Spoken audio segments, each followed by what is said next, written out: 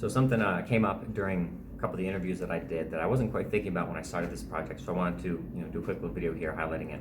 And it's how to take feedback on your videos. Because let's be real, when you get started with videos, there's gonna be a lot about your videos that's not perfect. In fact, there's gonna be some about your videos that just downright stinks.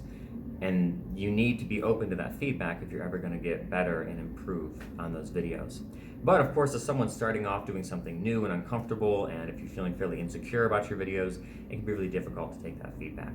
So of course, the first thing that came up is you have to be open to the feedback, right? You can't be so defensive that you shut yourself off from that. So you've got to make sure you open yourself up to it, recognize the feedback for the gift that it is, because the feedback you get from yourself and from others is the only way you're going to improve and going to get better.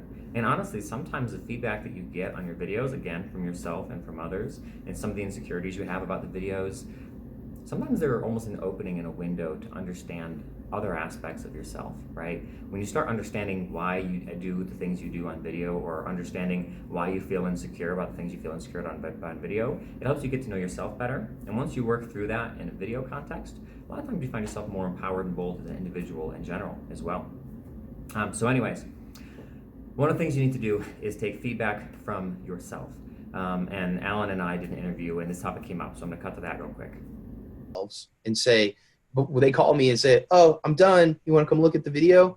I say, "Sure, you like it?" "Well, I don't know, I guess." Like, well, you watch it, and if you like it, then come get me and I'll come and look at it. Yeah. You know what I mean? Because a lot of times then we go look at it, I'm like, "I don't know." And they're like, "Well, what do you think?" It's like, "I don't know. I think I look like a robot." You watch it, you're like, "Well, that's because you do look like a robot." You know what I mean? Like, so you can see that for yourself. So if you're not happy with that, change it so that it is the way that makes you happy. And then call me and I'll come watch it and we can watch it together. And at that point I say, "This is awesome. It's perfect. This is exactly what we need," because you see how you want to be portrayed as. So you make yourself be portrayed as that. And if you do it in the first time and it's not the way you want to be portrayed as, okay, that's not how I want to be portrayed. Let me do it again to a way that I do want to be portrayed. And, and that's really the kind of the power behind it, is forcing them to just do it. You just have to get into it and do it just like anything else. So again, got to take feedback from yourself, because that gets you to the point of where your focus is on who do I want to be and who do I want to come across as, and your focus isn't tied up so much in what do other people think of me, right? The other thing that we found is very important when it comes to taking feedback is you have to have almost a filter in your mind as to whose feedback really matters and whose feedback really doesn't, okay? I found out like all the little things that she was saying about me, what I was doing behind my back. And I will tell you, it was very hurtful. Even now, just thinking about it, it put a dent into my heart. And that to me, it's what I have come to understand is that that's not about me. That's about who she is and who she's striving to be, which is not a person that I want to be.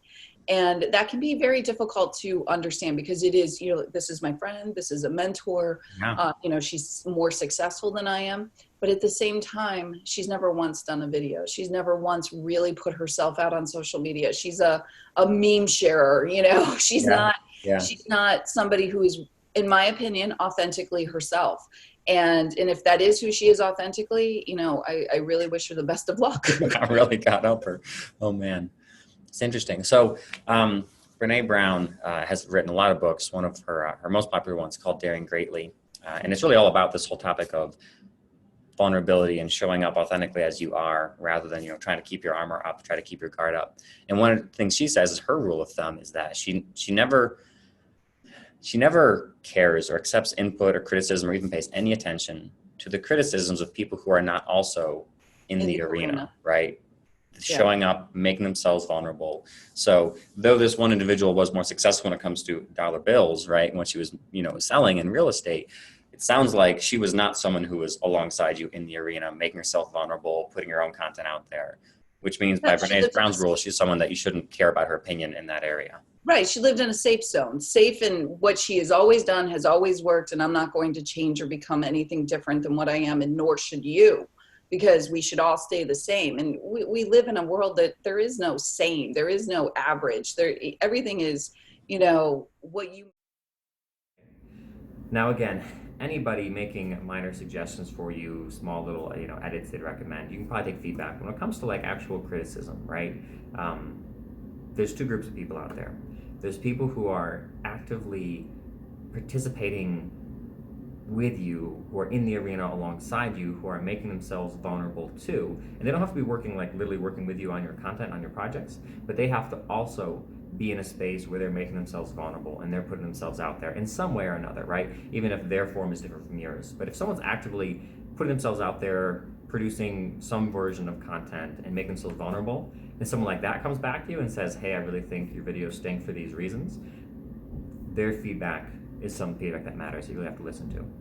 If, however, there's someone who's standing off, in the grandstands, who's not making themselves vulnerable, who's playing it safe, who's not putting themselves out there, and they're just armchair quarterbacking everybody else who's actually putting themselves out there, who's actually in the arena, their feedback doesn't matter.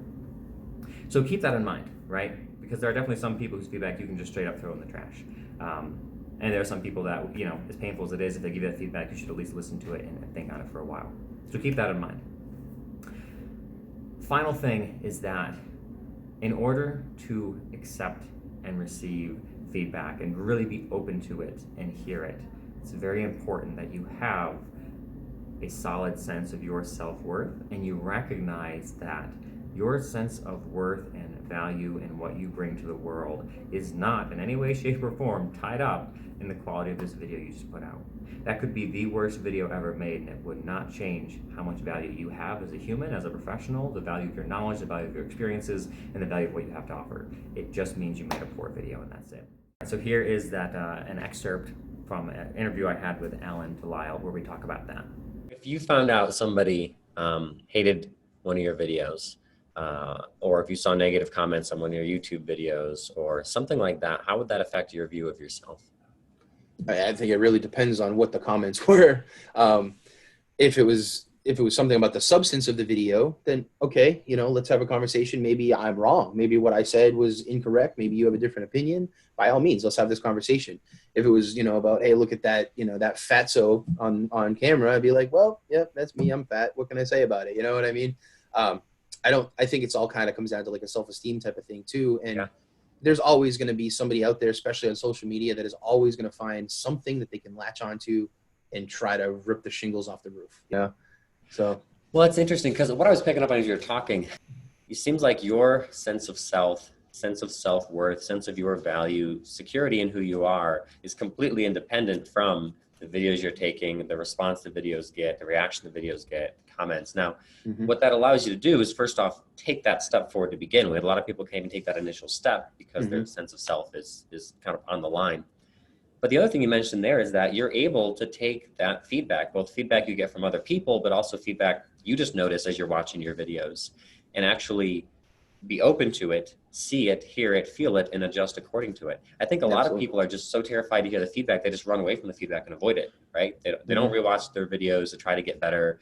They, even when they do hear negative feedback, they almost have this wall put up where they can't accept it and they can't take it for what it is. So I think your rock solid sense of self helped you step forward, but also has helped you be standing in a position of strength so that you can actually honestly look at your work, find where it's wrong, not be threatened by where it's wrong, and make the necessary adjustments. Yeah, I mean, isn't that the only way to get better? And for some people that comes naturally, for some people it's going to be a real mental exercise, right? You're going to have to walk yourself through that. You're going to have to constantly reinforce that self-talk. But keep in mind, that is going to allow you to be more open to this feedback and really hear it and accept it and own it and let it help you instead of letting it be the thing that trips you up and makes you lose your momentum, lose your drive. Because again, if it starts threatening your sense of self and the sense of self-worth, you're not going to take that feedback well, and it might discourage you from doing video content. So before you get feedback or before you request feedback from somebody, take a moment in your mind and remind yourself of all the value you have and all the value you bring to the world outside of how good this particular video happened to be.